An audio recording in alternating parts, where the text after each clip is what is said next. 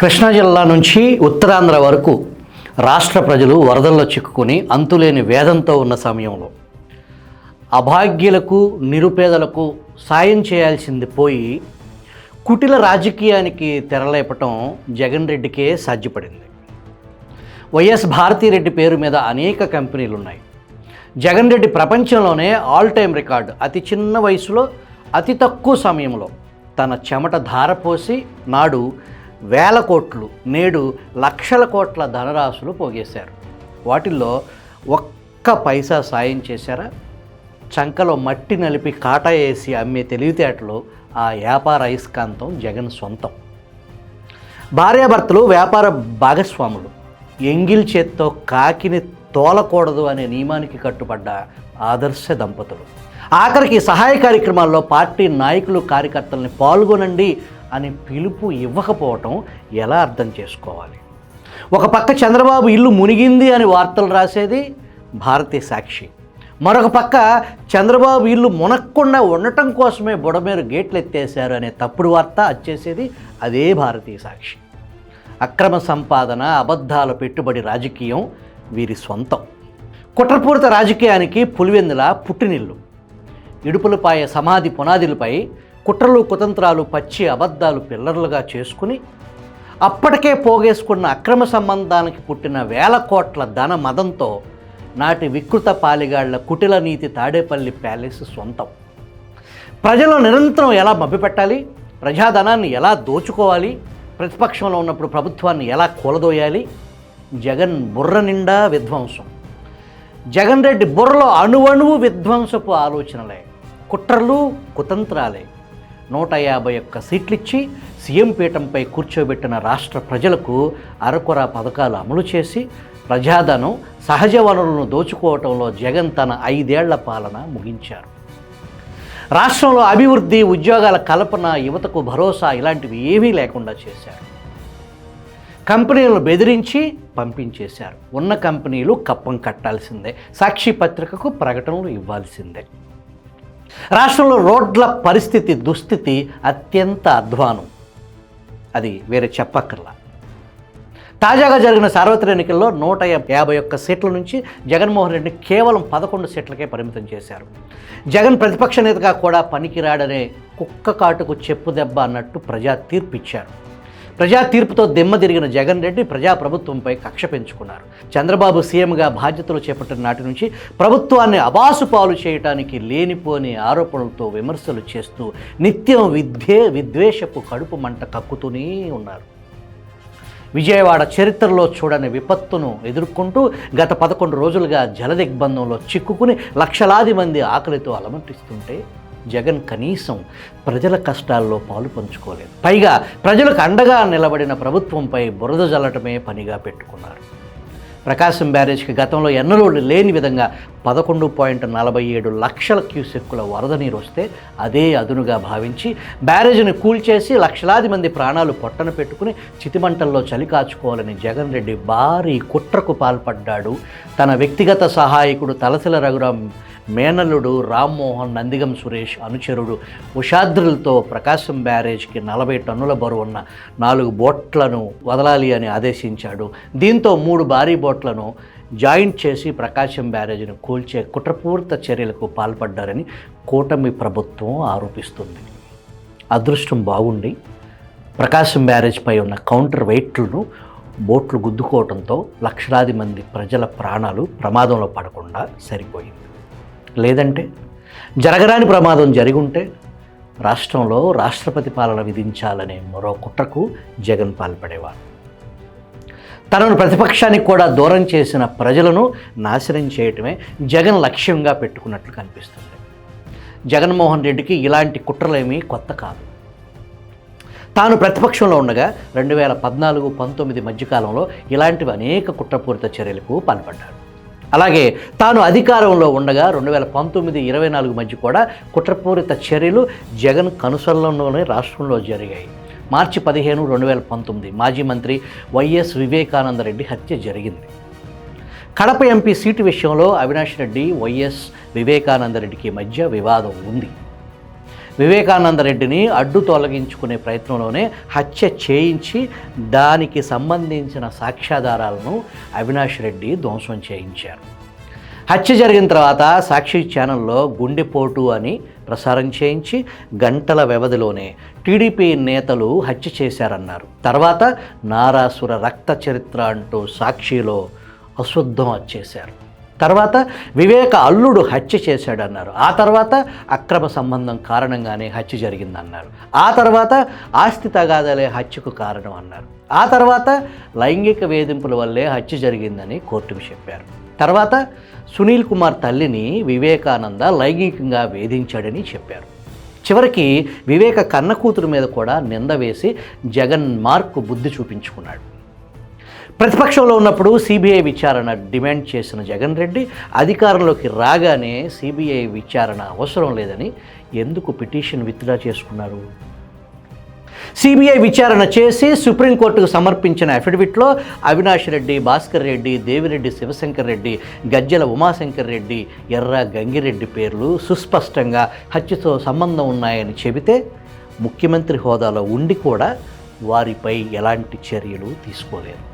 టీడీపీపై ప్రజల్లో విద్వేషాన్ని నింపాలని, చంద్రబాబు చేతులకు రక్తపు మరకలు అంటించి తాను సీఎం కావాలనే దురుద్దేశంతోనే జగన్మోహన్ రెడ్డి వివేక హత్యకు పథకరచన చేశారని సిబిఐ చెప్పకనే చెప్పింది. 2018 అక్టోబర్ 25న జనుపల్లి శ్రీనివాసరావు అలియాస్ కోడికత్తి శ్రీను అనే వ్యక్తి జగన్ రెడ్డిపై దాడి చేసిన సంగతి తెలిసిందే. జగన్ ఆ సమయంలో ఇది చిన్న గాయమేనంటూ ప్రాథమిక చికిత్స కోసం హైదరాబాద్ వెళ్ళి అక్కడ ఆసుపత్రిలో చేరాడు. కేసును వైసీపీ రాజకీయంగా ఉపయోగించుకుంది. టీడీపీ నాయకులే జగన్ను హత్య చేయడానికి అలియాస్ కోడికత్తి సీనును పావుగా వాడుకున్నారని ప్రచారం చేశారు. కోడికత్తితో జగన్కు గాయమైతే కనీసం చొక్కా కూడా చిరగలేదు. ఈ ఘటన దర్యాప్తులో కూడా దాడిని ప్రత్యక్షంగా చూడలేదని ఎన్ఐఏ కోర్టుకు సమర్పించిన సాక్ష్యాలతో బయటపడింది. అసలు ఈ దాడిలో రక్తంతో కూడిన తెల్ల చొక్కా తప్ప ఆధారాలు ఏమీ లేవు. సీసీ కెమెరాలు లేని చోట ఇలాంటి ఘటన జరగటం కుట్రపూరితం కాదా? ఆయన 5 ఏళ్ళు అమాయకుడైన శ్రీనును జైల్లో మగ్గపెట్టి తల్లిదండ్రులను అనేక కష్టాలు, రోదనలకు పాల్చేశారు. నిజంగా కోడికత్తితో దాడి జరిగి ఉంటే జగన్ అధికారంలోకి వచ్చాక పూర్తి స్థాయిలో దర్యాప్తు జరిపి ఉండాల్సింది కదా. కోడికత్తి ఉదంతానికి కర్త, కర్మ, క్రియ బొత్స సత్యనారాయణ మేనలుడే అనేది టీడీపీ ఆరోపణ. కోడికత్తి కేసులో విచారణకు హాజరైతే వాస్తవాలు వెల్లడవుతాయని అప్పటి సీఎం జగన్ ఎన్ఐఏ కోర్టుకు కూడా హాజరు కాలేదు. 2016లో కులాల మధ్య విభేదాలు సృష్టించి ఆ నింద టీడీపీపై నెట్టేందుకు నాటి జగన్ రెడ్డి భారీ కుట్రకు తెరలేపారు. దీనిలో భాగంగా కాపు ఉద్యమ నాయకుడు ముద్రగడ పద్మనాభం, దాడిశెట్టి రాజ్యాల పిలుపు మేరకు కాపులను బీసీల్లో చేర్చాలన్న నినాదంతో 2016 జనవరి 31న తునిలో నిర్వహించిన బహిరంగ సభలో వేల మంది కాపులు పాల్గొన్నారు. సభ అనంతరం అక్కడ అల్లర్లు చెలరేగాయి. విధ్వంసకాండ నెలకొంది. విశాఖ వైపు వెళ్తున్న రత్నాచల్ ఎక్స్ప్రెస్ వైసీపీ గూండాలు దానిపై దాడి చేశారు. పక్కా ప్రణాళిక ప్రకారం పెట్రోల్ తీసుకొచ్చి తగలబెట్టారు. రైల్వే స్టేషన్లో నిలిచి ఉన్న రత్నాచల్ రైలు బోగీలు దగ్ధమయ్యాయి. చివరికి సాక్ష్యాలు లేవని పోలీసులు సరైన విచారణ చేపట్టలేదని కేసును కొట్టివేశారు. ఈ హింసాత్మక ఘటనలో దాడి చేసిన వారందరూ వైసీపీ నాయకులే అనేది వేరే చెప్పక్కర్లా. కట్టుబట్టలతో రోడ్డును పడ్డ ఏపీని స్వర్ణాంధ్రప్రదేశ్గా మార్చేందుకు 2014-2019 మధ్య కాలంలో చంద్రబాబు రోజుకు 18 గంటలు పనిచేస్తూ అనేక అభివృద్ధి కార్యక్రమాలు, రాజధాని నిర్మాణం పనులు చేస్తుంటే దీన్ని జీర్ణించుకోలేక జగన్ రెడ్డి అధికార దాహంతో చంద్రబాబు టీడీపీ ప్రభుత్వంపై నిత్యం విషం చిమ్మేందుకు నందిగం సురేష్ను అడ్డుపెట్టి కుల రాజకీయానికి తెరలేపారు. నందిగం సురేష్ కొంతమంది వైసీపీ కార్యకర్తలతో అర్ధరాత్రి పూట రైతులను భయభ్రాంతులకు గురి చేసేలా చెరుకు తోటలను దగ్ధం చేయించారు. రైతులను, రాష్ట్ర ప్రజలను, బడుగు బలహీన వర్గాలను టీడీపీకి దూరం చేయాలనే కుట్రపూరిత విష రాజకీయానికి జగన్ పాల్పడ్డారు. ప్రశాంతంగా ఉండే కోనసీమ జిల్లాలో కులచిచ్చు పెట్టేందుకు జగనే కుట్రపన్నాడు. కోనసీమ జిల్లాకు అంబేద్కర్ పేరు పెట్టి దాన్ని వివాదంగా మలిచి కులాల మధ్య కుంపటి రాజేసేందుకు విఫలయత్నం చేశారు. కోనసీమ జిల్లా పేరును డాక్టర్ బిఆర్ అంబేద్కర్ కోనసీమ జిల్లాగా పేరు మారుస్తూ ఇచ్చిన ప్రాథమిక నోటిఫికేషన్తో మొదలైన ఆందోళన తీవ్ర రూపం దాల్చింది.